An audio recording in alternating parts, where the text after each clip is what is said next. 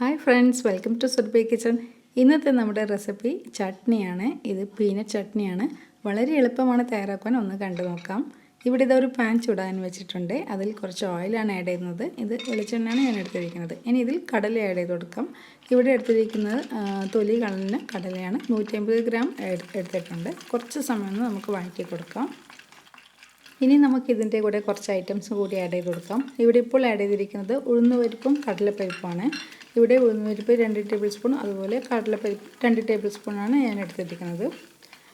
ഇത് വഴറ്റിക്കൊടുക്കുമ്പോൾ തന്നെ നമുക്ക് അടുത്ത ഐറ്റംസ് കൂടി ചേർത്ത് കൊടുക്കാം. ഒരു 1/4 ടീസ്പൂൺ ജീരകം ആഡ് ചെയ്തിട്ടുണ്ട്. ഇനി നമ്മുടെ ചട്നിക്ക് എരിവിനാവശ്യമായ ഉണക്കമുളക് ആഡ് ചെയ്ത് കൊടുക്കാം. പിന്നെ കുറച്ച് കറിവേപ്പില കൂടി ആഡ് ചെയ്യാം. ഇത് നമുക്ക് കുറച്ച് സമയം ഒന്ന് വഴറ്റിയെടുക്കണം.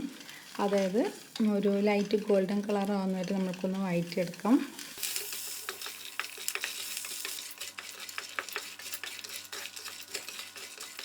ഇവിടെ ഇത് കുറച്ച് സമയം വഴറ്റി കഴിഞ്ഞാൽ ഇനി ഇതിലേക്ക് 3 അല്ലി വെളുത്തുള്ളി ആഡ് ചെയ്യാം. ഇനി നമ്മുടെ ചട്നിക്ക് കുറച്ച് പുളിയുടെ ആവശ്യമുണ്ട്. അതുകൊണ്ട് പുളി പിഴിഞ്ഞ വെള്ളം കൂടി ആഡ് ചെയ്ത് കൊടുക്കാം.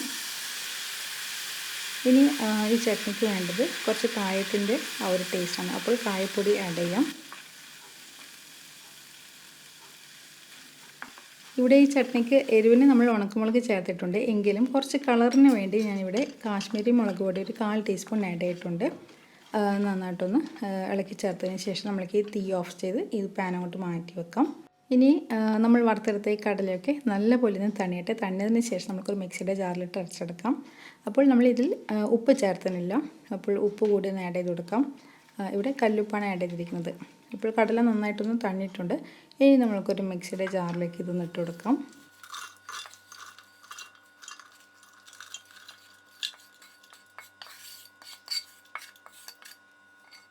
അങ്ങനെ ഇവിടെ ഇതാ വറുത്തെടുത്ത കടലയൊക്കെ മിക്സിയുടെ ജാറിലിട്ട് കഴിഞ്ഞു. ഇനി ഇതൊന്ന് പൊടിച്ചെടുത്തിട്ട് വരാം. ഇപ്പോൾ ഞാൻ ഇതിൽ വെള്ളമൊന്നും ആഡ് ചെയ്തില്ല. ജസ്റ്റ് കടലൊന്ന് പൊടിച്ചെടുത്തതേ ഉള്ളൂ. ഇനി വേണം നമ്മൾക്ക് ഇതിലേക്ക് ആവശ്യത്തിന് വെള്ളം ഒഴിച്ചൊന്ന് അരച്ചെടുക്കേണ്ടത്. ഇവിടെ നമ്മൾക്ക് തിളപ്പിച്ച് തണിഞ്ഞ വെള്ളം ഉപയോഗിക്കാം. അപ്പോൾ ആവശ്യത്തിന് ഒഴിച്ചതിന് ശേഷം ഇതൊന്നുകൂടി നമ്മൾക്ക് അരച്ചെടുക്കാം. ഇനി ഇത് നിങ്ങൾക്ക് പേസ്റ്റ് രൂപത്തിൽ അരച്ചെടുക്കണമെങ്കിൽ അങ്ങനെ എടുക്കാം. ഇപ്പോൾ ഞാനിവിടെ കുറച്ച് തിക്കായിട്ടാണ് ഈ ചട്നി തയ്യാറാക്കുന്നത്. അതുപോലെ തന്നെ നല്ല പേസ്റ്റ് രൂപത്തിലൊന്നും അരച്ചിട്ടില്ല. കുറച്ച് തരി പോലെയാണ് ഇപ്പോൾ ഈ ചട്നി ഇരിക്കുന്നത്. ഇതിനെ ഒരു ബൗളിലേക്ക് മാറ്റുകയാണ്. നിങ്ങൾക്ക് ഈ ചട്നി ഇത്ര തിക്കായിട്ട് വേണ്ടതെന്നുണ്ടെങ്കിൽ അരക്കുന്ന സമയത്തിന് ആവശ്യത്തിന് വെള്ളം ചേർത്ത് ലൂസാക്കി അരച്ചെടുത്താൽ മതിയാകും. അപ്പോൾ നമ്മുടെ പീനട്ട് ചട്നി റെഡിയായി കഴിഞ്ഞു. ഇനി ഇത് ഇപ്പോൾ തന്നെ നമുക്ക് കഴിക്കാം. പക്ഷേ ഞാൻ ഇതിലേക്ക് കുറച്ചൊന്ന് കടുക് വറുത്തിട്ട് കൊടുക്കുന്നുണ്ട്.